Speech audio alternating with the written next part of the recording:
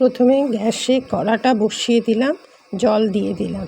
জলটা দিয়ে আগের থেকে ডালটা ভিজিয়ে রেখেছিলাম, 250 মুগ ডাল, সেটা ভিজিয়ে রেখেছিলাম, কড়াতে গরম জলে দিয়ে দিলাম। এবার এটাকে গরম করতে দিলাম যাতে ফোটাতে একটু জল দিয়ে দিলাম, আর একটু জল দিয়ে এটাকে ফুটতে দেব।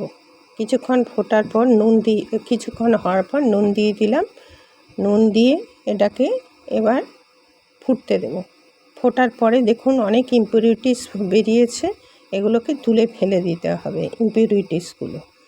ইম্পিউরিটিস থাকলে ডালটা ভালো হয় না। এবার ডালটা আধ ভাঙা হওয়ার পরে, মানে সেদ্ধ হওয়ার পরে, আমি এর মধ্যে লাউ দিয়ে দেবো। লাউগুলো আগেই কেটে রেখেছিলাম, হাফ লাউ, একটা লাউয়ের হাফ অংশটা কেটে রেখেছিলাম।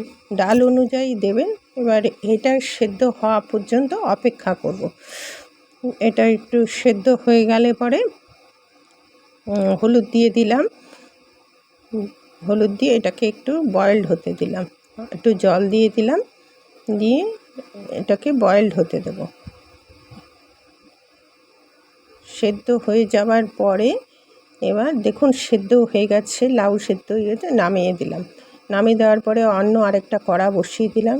সেই কড়াতে আবার তেল দিয়ে দিচ্ছি, সাদা তেল। দেওয়ার পরে কড়াতে সাদা তেল দিয়ে দিলাম। দিয়ে দেওয়ার পরে একটু নাড়িয়ে এর মধ্যে উচ্ছেগুলো দিয়ে দেব। উচ্ছেগুলো দেওয়া হলে পরে হালকা একটু নুন ছড়িয়ে দেব, দিয়ে উচ্ছে ভাজা পর্যন্ত অপেক্ষা করব। 3টে উচ্ছে দেবেন, মাপ অনুযায়ী দেবেন, একটু বুঝে শুনে দেবেন।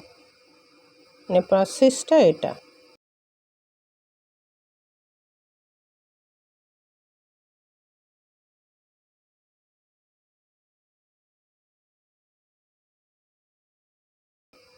ভাজা হয়ে গেছে, ভাজাটা তুলে নেব। অনেকে পরে আগে ভাজে, আমি পরে একই কড়াইয়ে করব বলে এইভাবে ভেজেছি।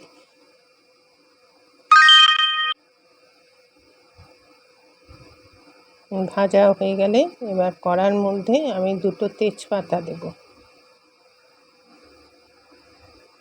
2টো শুকনো লঙ্কা দেব,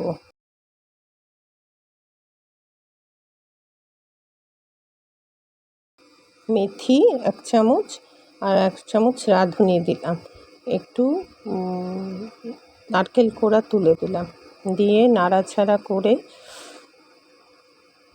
ডালটা তুলে দেব।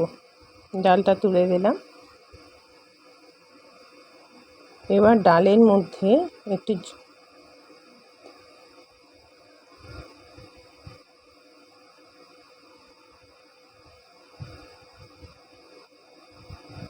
ডালটা ভালো করে নেড়ে একটু জল দিয়ে দিলাম। এর মধ্যে রাঁধুনি বাটাটা দিয়ে দিলাম।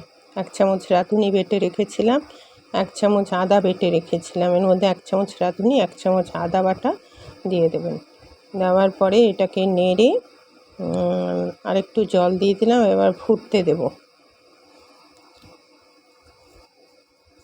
একটু নুন দিয়ে দিলাম, স্বাদ মতো একটু মিষ্টি, এটা নিজের স্বাদ অনুযায়ী দেবেন। তারপরে এটা ফুটলে পরে এর মধ্যে আমি 1 চামচ চিনি দিয়ে দিলাম, 3 চামচ।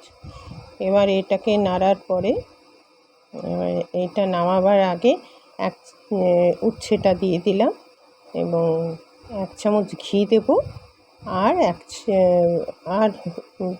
চামচ ঘি দেব, এবং আদা জল দেব। কাঁচা লঙ্কা দিয়ে দিলাম, আর আদা জল দেব।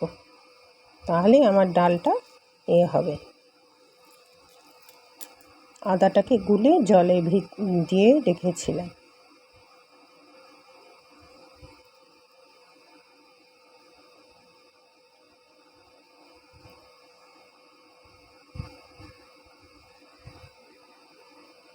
ফোটা পর্যন্ত অপেক্ষা করছি। একটু ফুটে উঠবে, ফুটে গেল, এই 1 চামচ ঘি দিয়ে দিলাম।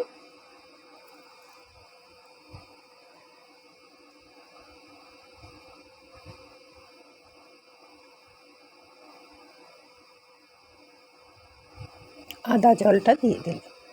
ব্যাস, ডাল হলো শেষ। এবার এতক্ষণ আমার সাথে থাকার জন্য আপনাদের আন্তরিক প্রীতি আর শুভেচ্ছা রইল। আর আপনারা দেখছেন smile with Nupur and Tania.